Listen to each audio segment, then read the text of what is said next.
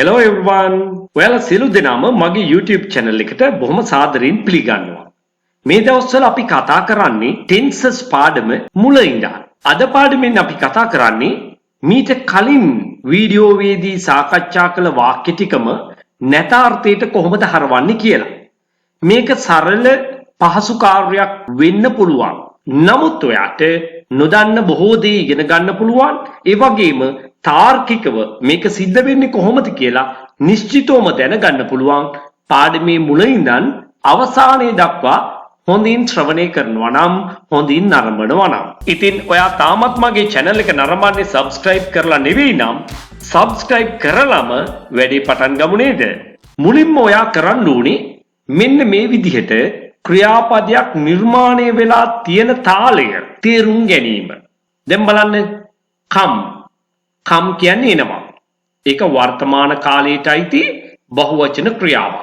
come මෙවැනි ක්‍රියාපදයක් නිතරම හැදිලා තියෙන්නේ do කියන උපකාරක ක්‍රියාපදයක් එක්ක එකතු වෙලා. ඊළඟට තියෙන්නේ ඒකවචන ක්‍රියාපදයක්. ක්‍රියාපදයකට s එකතු කළොත් වැඩි වෙන්නේ නැහැ, අඩු වෙනවා. එහෙමනම් මෙවැනි ක්‍රියාපදයක් හැදිලා තියෙන තාලය තේරුම් ගන්න ඕනේ. does කියන උපකාරක ක්‍රියාව එකී ඒකවචන ක්‍රියාව තුල සැඟවිලා තියෙනවා. අපි බැරි වෙලාවත් මේ සැඟවුණු උපකාරක ක්‍රියාපදය එළියට ගත්තොත් අන්න ඊට පස්සේ ලියන්න ඕනේ අදාළ ප්‍රධාන ක්‍රියාවේ මුල්ම ස්වරූපය. අපි ඒකට කියනවා base form එක. verb stem එක ක්‍රියා ධාතුව තමයි ලියන්න ඕනේ. ඒ අනුව does plus comes කියලා නැවත කිසිම දවසක යෙදෙන්නේ නැහැ. අතීත කාලයට අයිති ක්‍රියාව තමයි came කියලා කියන්නේ. අතීත කාලයට අයිති සෑම ක්‍රියාපදයක් තුලම did කියන උපකාරක ක්‍රියාව සැඟවිලා තියෙනවා. ඉංග්‍රීසි භාෂාවේ සැඟවුණු උපකාරක ක්‍රියාපද අවශ්‍ය මොහොතේදී උදව් කරන්න එනවා. සැඟවී සිටින උපකාරක ක්‍රියාපද. මේවට කියනවා hidden auxiliary verbs කියලා. මේ නම් ගම් පාඩම් කරගන්න අවශ්‍ය නැහැ. මේ කතාව තමයි තේරුම් ගන්න ඕනේ. මොනවද මේ සැඟවුණු උපකාරක ක්‍රියාපද තුන? do, does, did. ඒකේ විශේෂත්වය මොකක්ද? මේකී උපකාරක ක්‍රියාපද ටික එළියට එනකොට අපි පාවිච්චි කරන ක්‍රියාපදයේ ස්වරූපය මුල් ස්වරූපයට යන්නට ඕනේ. ඒක බේස් ෆෝම් එකෙන් තමයි තියන්නට ඕනේ. මෙන්න මේ අවබෝධය ඇතිව ඉතිරි උදාහරණ කීපයක් කතා කරමු. go, do plus go, goes, does plus go, went, did plus go. එහෙමනම් මෙන්න බලන්න do, does, did එළියට එනවා. එතකොට ක්‍රියාවේ මුල් ස්වරූපය වෙන go වලින් තමයි තියෙන්නේ. නමුත් මේ do සහ go එකතු වෙලා තියෙනකොට go ලෙසත් does plus go goes ලෙසත් did plus go went ලෙසත් තමයි අපිට දකින්න හම්බ වෙන්නේ. want, do plus want, wants, does plus want. wanted මේක අතීතයේදී අපි කියවන්නේ wanted කියලා. wanted, did plus want. bite හපනවා. එහෙමනම් do plus bite, bites, does plus bite. bit, did plus bite. do, does, did එළියට එනකොට ක්‍රියාවේ මුල් ස්වරූපය තමයි සෑම මොහොතකදීම මේගොල්ලොත් එක්ක යෙදෙන්නේ. have, do plus have. අන්න ඊළඟට ඉංග්‍රීසි භාෂාවේ අපි නිර්මාණය කරන ඒකවචන ක්‍රියාපදයක් නෙවෙයි මේ තියෙන්නේ, භාෂාවෙම දීලා තියෙන එකක්. එහෙනම් have කියන ක්‍රියාවේ ඒකවචනේ තමයි has කියන්නේ. එයා හැදිලා තියෙන්නේ කොහොමද? does plus have, does plus have. had, did plus have. eat, do plus eat, eats, does plus eat. ate, did plus eat. ඉතින් මම කියනවා වේගය වැඩි නම් ඔයා නැවත නැවතත් මේ වීඩියෝට සවන් දෙන්න. ඒ වගේම මෙන්න මේ වගේ charts screenshot එකක් විදිහට අරගෙන තියාගෙන ඔයාට ස්ටඩි කරන්න පුළුවන්. cook, do plus cook, cooks, does plus cook, cooked, did plus cook. help, do plus help, helps, does plus help. helped, did plus help. like, do plus like, likes, does plus like. liked. did plus like. ඉතින් මේ සෑම අවස්ථාවකදීම විශේෂත්වය බලන්නකෝ. do does did එළියට එනකොට අදාළ ක්‍රියාවේ මුල් ස්වරූපයේ පමණයි පාවිච්චි කරන්නේ. මේක ඉංග්‍රීසි භාෂාවේ නියතයක්. මේක පාඩම් කරගන්න. මේක කිසිම හේතුවක් නිසා වෙනස් වෙන්නේ නැහැ. tell. do plus tell. tells. does plus tell. told. did plus tell. speak. do plus speak. speaks. does plus speak. spoke. did plus speak. teach. do plus teach. teachers. ඔන්න ඒක වචනේ කියවන්නේ කොහොමද? teachers. does plus teach. taught. did plus teach. මෙන්න මේ ආකාරයට ක්‍රියාපද ලක්ෂයක් ලිව්වත් මේ නියතයේ මේ විදිහටමයි. නමුත් මෙන්න මේගොල්ලොත් එක්ක කවුද? be verb එකත් එක්ක. විශේෂයෙන්ම is am was were සමග මේ නීතිය වෙනස් වෙනවා. be verb එක තමයි මේකේ බේස් එක, මුල්ම ස්වරූපය. අන්න එයා හැදෙන්නේ සාමාන්‍ය විදිහටමයි. do plus be. ඒ නිසා අපිට මෙයා නැතාර්ථයට හරවනකොට don't be කියලා කියන්න පුළුවන්. හේතුව අපි නැතාර්ථයට හැරවීමේදී ප්‍රධාන වශයෙන් not තමයි එකතු කරන්නේ. කොහටද? උපකාරක ක්‍රියාවට. ඒ අනුව do එකට තමයි අපි not එකතු කරන්නේ. කතනයේදී අපි මේක කෙටි කරලා don't කියලා පාවිච්චි කරනවා. ලිඛිත භාෂාවේදී do not. කතා කිරීමේදී අපි භාවිතා කරන්නේ don't. ඒකේ short form එක. දැන් බලන්න මේ ක්‍රියාපදයේ වර්තමානයේට අයිති බහුවචන ක්‍රියාවක්. නමුත් මේ තුල කිසිදු උපකාරක ක්‍රියාවක් සැඟවිලා නැහැ. ඒ කියන්නේ එයා තනියෙන් ඉන්නේ. එයාට උදව්වට කවුරුත් නැහැ. ඒ නිසා not එකතු කරන්න වෙනකොට අපි එයාටමයි එකතු කරන්නේ are not, aren't ලෙස. ඒක වචන ක්‍රියාපද දෙකක් තියෙනවා is සහ am කියලා. මේ දෙන්නටත් උදව්වට කවුරුත් නැහැ. ඒ නිසා is not isn't වෙනවා, am not ලෙසමයි තියන්නේ. මොකද මේකට short form එකක් ඉංග්‍රීසි භාෂාවේ නැහැ. නමුත් අත්‍යවශ්‍ය තැන්වලදී භාවිතා කරන්නට are not කෙටි යෙදුම වන aren't, am not වෙනුවට භාවිතා කරන්න පුළුවන්. අපි මේ සම්බන්ධව ඉදිරි පාඩම් වලදී තවදුරටත් උදාහරණ සහිතව සාකච්ඡා කරමු. අතීත කාලයට අයිති ක්‍රියාපද දෙකක් තමයි was සහ were කියන්නේ. was not wasn't වෙනවා, were not weren't වෙනවා. were not weren't, was not wasn't. ඉතින් මෙන්න මේ තාර්කික අවබෝධය ඇතිව තමයි සියලුම වාක්‍ය නැත අර්ථයට පරිවර්තනය කරන්න ඕනේ. I come, I don't come. I came, I didn't come. I will come, I won't come. I come, මම එනවා. I don't come, මම එන්නේ නැහැ. I came, මම ආවා. I didn't come, මම ආවේ නැහැ. I will come, මම ඒවි. එහෙම නැත්නම් මම එන්නම්. ඔය අර්ථ දෙකම කියන්න පුළුවන්. I will not come, I won't come, මම නොඒවි. We go, අපි යනවා. We don't go, අපි යන්නේ නැහැ. We went, අපි ගියා. We didn't go, අපි ගියේ නැහැ. We will go, අපි යන්නම්. එහෙම නැත්නම් අපි යාවි. We won't go, අපි නොයාවි. You eat, ඔයා කනවා. You don't eat, ඔයා කන්නේ නැහැ. You ate, ඔයා කෑවා. You didn't eat, ඔයා කෑවේ නැහැ. You will eat, ඔයා කාවි. You will not, එහෙම නැත්නම් you won't eat, ඔයා නොකාවි.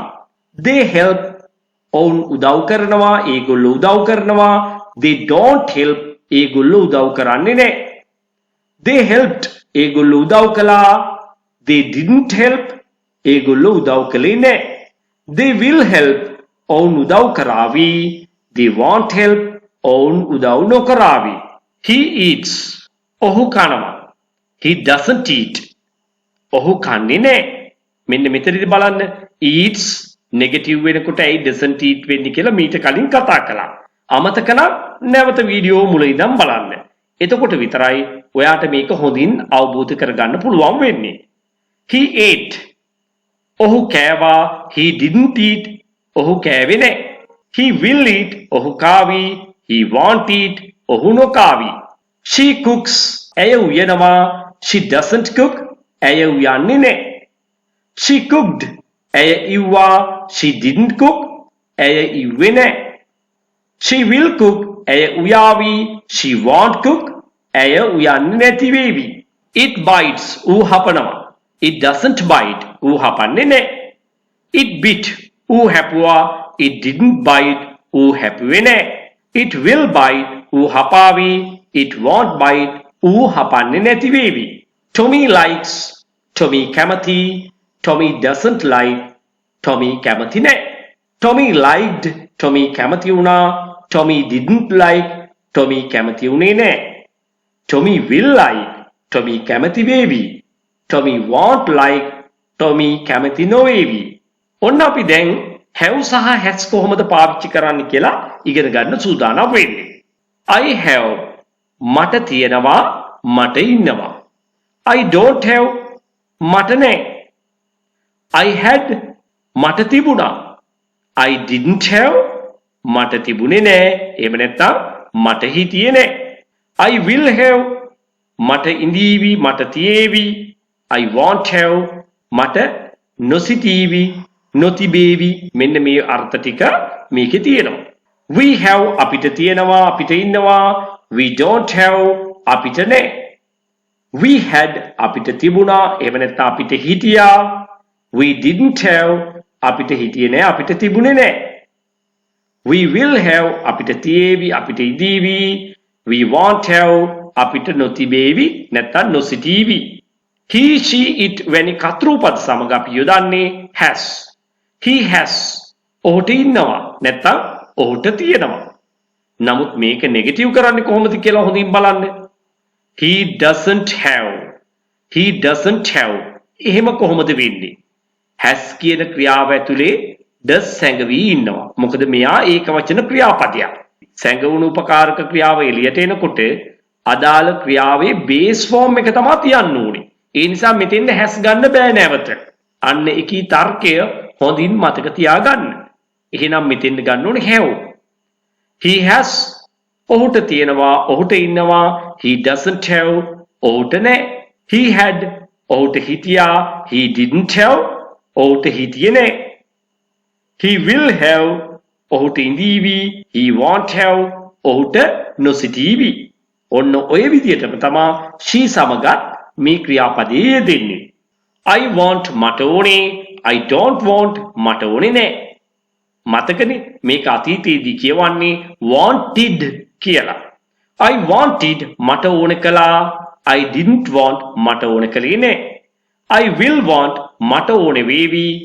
I won't want මට ඕන නොවේවි. දැන් මේ වචන දෙකම එක වගේ තමයි උච්චාරණය කෙරෙන්නේ. නේද? නමුත් එකක් will not කෙටියෙදුම අනික ප්‍රධාන ක්‍රියාපදයක්. She wants ඇයට ඕනේ. She doesn't want ඇයට ඕනේ නැහැ. She wanted ඇයට ඕන කළා. She didn't want ඇයට ඕන කළේ නැහැ. She will want ඇයට ඕන වේවි. She will not want එහෙම නැත්නම් she won't want ඇයට ඕන නොවේවි. ඉතින් මේ want කියන වචනයත් බ්‍රිටිෂ් ක්‍රමයට කියනවා නම් want කියලායි නිවැරදිවම උච්චාරණය කරන්නේ. ඇමරිකන් ක්‍රමයට කියනකොට ටිකක් ඇදලා want කියලා කියනවා. ඉංග්‍රීසි ඉගෙන ගන්න කෙනෙක් මේවා ඕනෑවට වඩා හිතන්න යන්න එපා. එයා මුලින්ම කරගන්න ඕනේ මේ භාෂාව තේරුම්ගෙන ඉගෙන ගන්න ඕනේ. ඉන් පස්සේ ඔයා දන්න හැටියට කතා කරන්න. වැරදුනාට කමක් නැහැ. මේ උච්චාරණ 100%ක් ඒ විදිහටම කරන්නම ඕනේ නැහැ. ඔයා දන්න හැටියට කතා කරන්න. වැරදි කතා කරන්න. නමුත් ඔයාට යම් දවසක් එනවා ඔයාට පැටලෙන්නේ නැතුව වරදින්නේ නැතුව කතා කරන්න පුළුවන් දවසක්. අන්න එදායින් පස්සේ ඔයා තව ටිකක් ඉගෙන ගන්න ඕනේ නිසා මෙන්න මේ වචන නිවැරදිවම උච්චාරණය කරන ආකාරයත් ඉගෙනගෙන එතනින් ඉදිරියට යන්න. කෙනෙකුට පුළුවන් නම් මේ මුල ඉඳන්ම උච්චාරණය වඩාත් නිවැරදි ක්‍රමයට අරගෙන යන්න. ඒක ඊටත් වැඩිය හොඳයි. එහෙමයි කියලා මේ වෙනුවෙන්ම අනවශ්‍ය කාලයක් ඔයා ගත කරන්න එපා. ඔයා ඉංග්‍රීසි කතා කරන්න ඉගෙන ගන්නකොට. ඔයාට මගේ නේවාසික පුහුණු පාඨමාලා සඳහා සම්බන්ධ වෙලා දින 21ක් වෙන්න පුළුවන්, දින 45ක් වෙන්න පුළුවන්. මේවට සම්බන්ධ වෙලා ඊටාම කෙටි කාලයක් තුළ වඩාත් නිවැරදිව ව්‍යාකරණ ඉගෙන ගනිමින් ඉංග්‍රීසි භාෂාව චතුර ලෙස කතා කිරීම සඳහා ඔයාට පුහුණු වීම ලබා ගන්න පුළුවන්. විදේශගත වෙන්න බලාපොරොත්තු වෙමින් ඉන්න ඔයාට, රැකියාව බලාපොරොත්තු වෙමින් ඉන්න ඔයාට, එහෙම නැත්නම් විවිධ වෘත්තීන් වල නියැලීලා ඉන්න ඔයාට ඉතාමත්ම වටිනවා. මොකද කෙටිම කාලයක් තුළ ගොඩාක් දේවල් ඉගෙන ගන්න හැකියාව ලැබෙනවා, පුහුණු වෙන්න හැකියාව ලැබෙනවා. ඒ නිසාම භාෂාව ඉගෙනගෙන හොඳ ප්‍රවීණත්වයකින් යුතුව කතා කිරීමේ හැකියාව ලැබෙනවා. එහෙම සහභාගී වෙන්නම බැරි අය සඳහා විශේෂයෙන්ම විදේශගත වෙලා දැනටමත් සේවය කරන අය ඔන්ලයින් ක්ලාසස් සඳහා විමසීම් කරන්න පුළුවන්. ඒ වගේම පාසල් යන දුවල පුතාලටත් ඔන්ලයින් ක්ලාසස් එහෙම නැත්නම් දැනටමත් රැකියාවල නියැලීලා ඉන්න අයට මේ වගේ ෆිසිකල් ක්ලාසස් වලට සම්බන්ධ වෙන්න බැරි නම් අන්න ඒ අයට ඔන්ලයින් ක්ලාසස් සඳහා විමසීම් කරන්න පුළුවන්. ඔයාට අවශ්‍ය කරන සියලු දේ WhatsApp මගින් 071 දැන්ම යොමු කරන්න. ඒ වගේම ඔයා තාමත් මගේ channel එක නරඹන්නේ subscribe කරලා නෙවෙයි නම් channel එක subscribe කරලා තියාගන්න. එතකොට ඔයාට මේ වගේ වටිනා පාඩම් රැසක් ඉගෙන ගැනීමේ හැකියාව තියෙනවා. ඒත් එක්කම ඔයාට තාමත් මගේ වීඩියෝ සියල්ලම නරඹන්න බැරි වුණා නම් ඔයාට ඉඩ පහසුවේ විවේකයේ ලැබෙන වෙලාවට අනිවාර්යයෙන්ම channel එකේ තියෙන ඒ වීඩියෝ නරඹන්නත් අමතක කරන්න එපා. හේතුව ඔයාට thumbnail එකේ පෙන්වන දේට වැඩිය ගොඩාක් ඇතුලෙන් ඉගෙන ගන්න තියෙනවා. So thank you everyone.